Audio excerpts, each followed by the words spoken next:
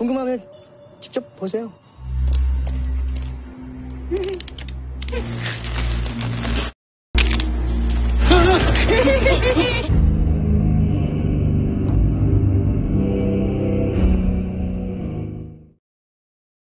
Hai kawan-kawan, kembali lagi bersama gue di PN Movie. Gimana kabarnya? Semoga kalian selalu dalam keadaan yang baik ya. Pada kali ini, gue akan melanjutkan film Stranger from Hell episode 3. Yang mana di episode sebelumnya pria misterius telah tewas dibunuh si Dogpet. Siapa lagi kah yang akan tewas di episode ini? Mending kita langsung aja masuk ke pembahasannya. Kalau kalian suka dengan video gua, langsung aja like, subrek, dan nyalakan notifikasinya agar nggak ketinggalan video gua selanjutnya. Jadi mari kita lanjut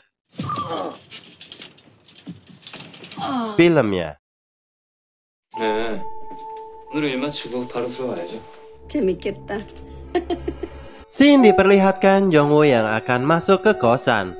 Dia dipanggil ibu kos karena ada paket untuknya. Setelah dicek, dia melihat kardus paketnya telah terbuka. Dia pun menanyakan siapa yang telah membukanya. Bu Kosi berdalih kalau itu perbuatan pria cupu.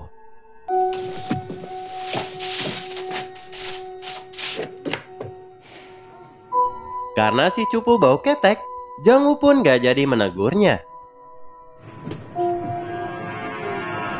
Ketika sedang menenangkan diri di rooftop, Jongwoo dihampiri oleh si dokter. Si dokter adalah orang baru yang tinggal di kamar 304. 라고 하면 그래도 속이 좀 뚫려요. Kemudian, dia menebak kalau Jongwoo adalah seorang penulis novel. 혹시 글 써요? 네, 진짜요? 네. 우와, 진짜 신기하다. Karena obrolannya nyambung, Jongwoo yang tadinya dingin langsung bersemangat menceritakan apa yang sedang ditulisnya saat ini, yaitu tentang pembunuhan. Setelah larut malam, mereka berdua masuk kamar. Kemudian terlihat si Botum keluar membawa cangkul dan gancu.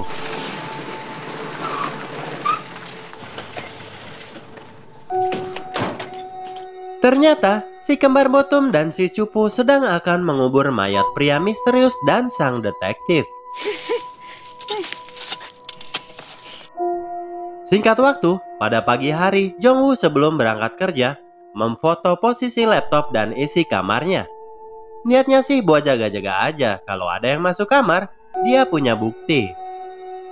Kemudian, terlihat si cupu menghadang dengan tangan ke belakang, seperti sedang memegang pisau. 그냥 조용히 가자. 근데 뒤에 뭘 들고 있는 거야? Untungnya, ibu kos datang sebelum niat buruk si cupu terlaksana. Pada saat perjalanan ke kantor, Jongwoo menelpon pacarnya untuk mengajak ketemu nanti sore. Sekalian ingin curhat tentang teman kerja dan tetangga kosan yang membuat dirinya tak nyaman. Sementara itu, di kantor polisi, Junghwa melihat perempuan dengan gerak-gerik mencurigakan di depan kantornya. Dia pun keluar dengan pura-pura sambil menelpon.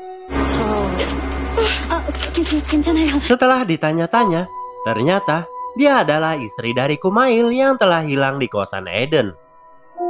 Karena curiga kepada si Botum, Junghwa langsung mengecek alamat rumah si Botum.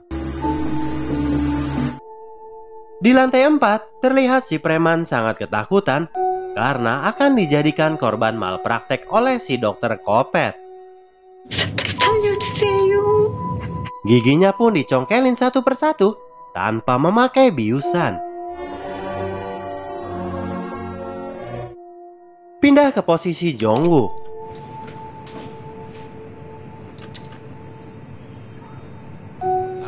진짜 개안심하다.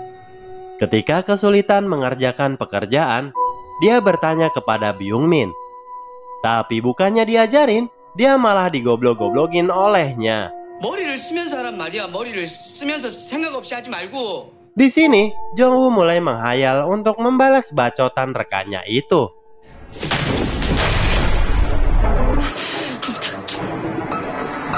왜요? 내 말 안 들려? Karena merasa harus belajar, ketika jam pulang, Jongwoo memilih tetap bekerja. Alhasil, dia pun gagal ketemuan dengan pacarnya. Singkat cerita, Junghwa telah tiba di rumah paman si Botum. 협조 좀 부탁드립니다. Dia pun menjelaskan kedatangannya, yaitu menanyakan tentang keponakannya. Si paman menjelaskan kalau keponakannya itu sudah aneh sejak lahir. Bahkan ketika masih anak-anak, dia hampir dibunuhnya dengan api. Karena kejadian itu, si paman memasukkan keponakannya ke panti asuhan. Setelah mendengar itu, Junghwa pun mencoba meminjam barang-barang milik si Botum guna diselidiki. Kemudian, sang paman memberi sebuah kardus yang pernah dikirimkan pihak panti asuhan mengenai perkembangan si kembar Botum selama di panti. Singkat cerita, Junghwa yang telah di rumahnya menyetel sebuah kaset jadul yang berisi video si kembar Botum. Di video, terlihat mereka akan membunuh seekor kodok. Tak berapa lama, datang seorang ibu-ibu yang sangat bahagia atas perbuatan si kembar Botum.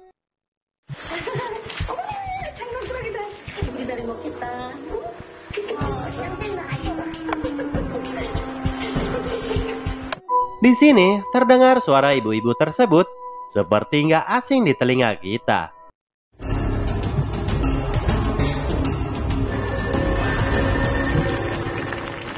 Kemudian scene berpindah ke Jongwoo yang baru pulang kerja. Dia pun gak sengaja melihat si kembar Botum sedang membopong karung besar. Karena curiga, Jongwoo mengintai perbuatan mereka.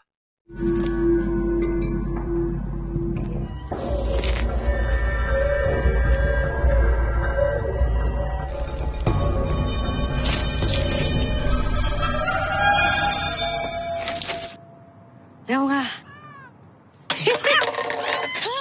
아이 뭐? Ternyata dia cuma mendekati kucing. Karena nggak menghasilkan duit, Jongwoo pun pergi. Tapi tanpa diduga, botol kecap hampir saja membuatnya ketahuan. Akan tetapi, 먹어봐요. si dokter pun menghampiri mereka dan bertanya, karung apa ini? Dirasa isinya mayat, kemudian Jongwoo dipanggil untuk membukanya. Terlihat si kembar yang ketakutan. 궁금하면 직접 보세요.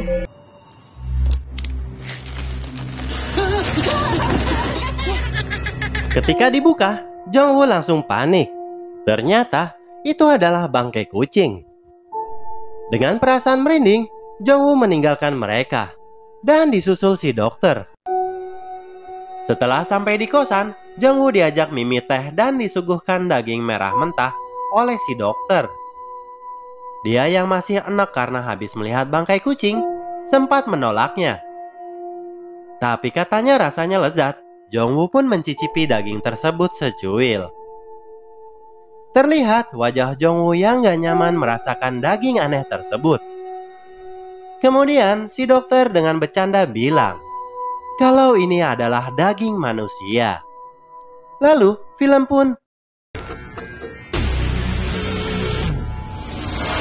bersambung.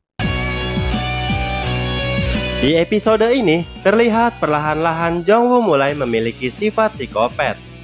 Dengan khayalan-khayalan ingin membalas terhadap orang yang membuatnya kesal, itu salah satu letupan-letupan dari sifat psikopat.